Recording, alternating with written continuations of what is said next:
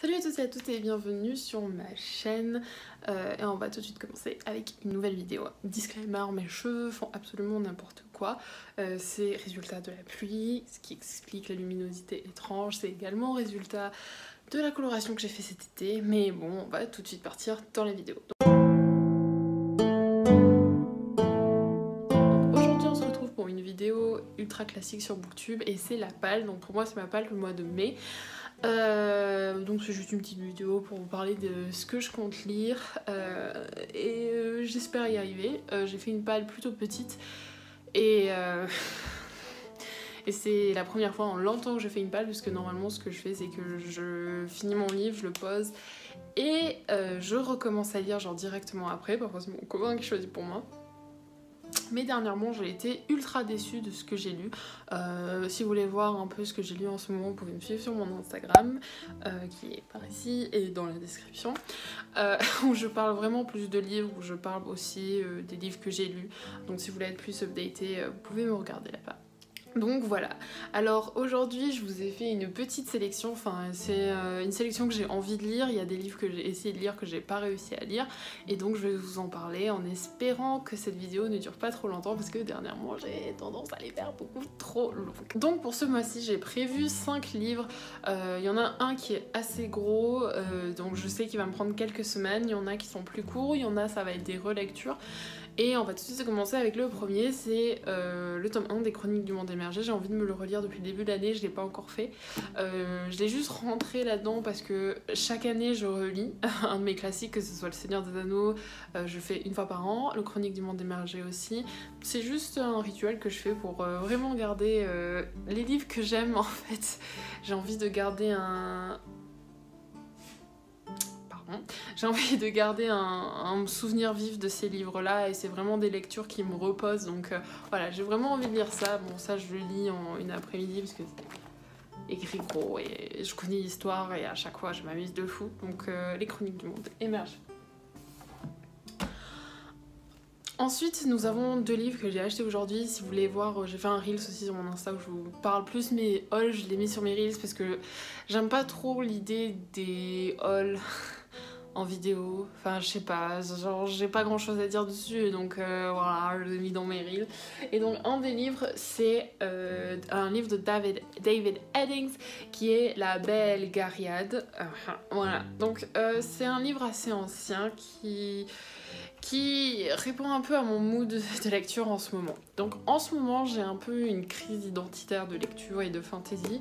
Le problème c'est que dernièrement j'ai lu énormément de livres récents qui étaient assez hype, que ce soit du Sarah J Maas, que ce soit Nevernight. Et c'est des livres qui m'ont vraiment déçue et genre j'ai vraiment du mal avec tout ce qui sort maintenant en fantasy pour jeunes adultes. Et donc il y a pas si longtemps de ça, je suis retombée un peu dans ce qui est sorti dans les années 80, donc la fantasy de base, parce qu'il y a que ça qui arrive à me satisfaire. Dans un sens que on dit que la fantasy, je pense à mon avis que la fantasy est à un stade génial maintenant pour certains auteurs, il y en a je trouve que c'est juste du très mauvais et je trouve par contre ce qui manque pour moi c'est ce côté Tolkien, ce côté là que je retrouve pas dans beaucoup d'œuvres et que en ce moment je suis peut-être un peu nostalgique et je n'aime pas du tout les œuvres new adult qui sortent de fantasy. Du coup je me suis dit je vais retourner là-dedans et donc c'est un livre au résumé assez classique, je vais vous le montrer, si vous voulez mettre pause vous pouvez. Je sais pas si vous pouvez le voir. Voilà. Voilà, je l'ai acheté à B Dessiné, pour ceux qui sont à Toulouse, allez-y.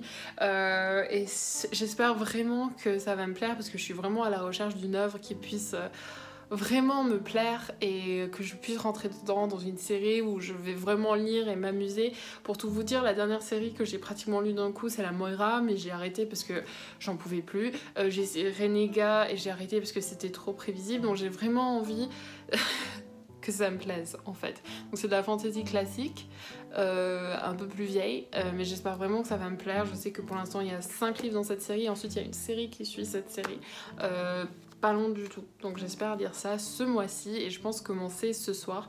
Parce qu'en plus je veux lire à peu près une centaine de pages par jour pour un défi et voir comment ça va impacter ma lecture. Donc je vous en parlerai dans une autre vidéo sûrement. Ok, donc le troisième livre que je veux lire ce mois-ci, c'est Mage de bataille de Peter Flannery. Aussi, je l'ai ramassé celui-ci à Ambre Blanche. Oui. Il n'y a pas longtemps, justement, c'est pour ça que j'ai les cheveux qui font n'importe quoi. Et donc, voilà, le voici. Je vais vous montrer le résumé. Attends, je regarde le retour pour que... Peut-être pas, vous pouvez lire. La raison pour laquelle je l'ai acheté, c'est que le résumé m'a énormément plu, et puis sur les chaînes booktube anglo-saxonnes, que je regarde plus que les chaînes booktube françaises, je suis désolée, c'est vraiment un roman qui est en vogue dans les sphères de fantasy, et il y a plusieurs tropes, bon, plusieurs clichés que j'aime bien, que ce soit celui du personnage un peu plus faible, the underdog, avec des dragons, j'adore les dragons. Il y a aussi ce qui me semble une école de mages de bataille, c'est ça, et donc genre j'adore les écoles, genre les écoles de magie, de soldats, c'est un de mes trucs préférés, parce que dernièrement c'est très mal fait, je parle encore de Nevernight, je parle aussi de ce que certains auteurs ont fait avec des écoles de magie, mais bon, on va pas revenir là-dedans pour le Harry Potter maintenant, bref, et j'espère vraiment que ça va vraiment me plaire. Pareil, il fait 634 pages, donc je pense que en 3-4 jours ça pourrait être torché. Peut-être 4-5, parce que j'ai décidé de prendre plus de temps dans mes lectures au lieu de juste lire vite pour finir l'histoire, donc j'ai décidé de prendre plus de temps dedans. Donc j'espère que cette histoire va me plaire vraiment, parce que le résumé m'accroche vraiment, certains de mes youtubeurs préférés en parlent tout le temps, et j'ai perdu un peu foi, parce que dernièrement, à chaque fois qu'on me dit qu'un roman est génial, je le lis et ça me déplaît énormément. Donc là, je lis vraiment pour adultes, parce que je suis désolée, tout ce qui est new adult ou jeunesse, il y en a un dans ma palle parce que je veux encore essayer, et encore, je veux l'essayer parce que je l'ai acheté dans une brocante. Donc voilà, donc celui-ci, de la fantasy encore, je vous en parlerai dans mon Instagram, donc keep posted. Je pense que je ferai aussi un vlog de lecture sur ça.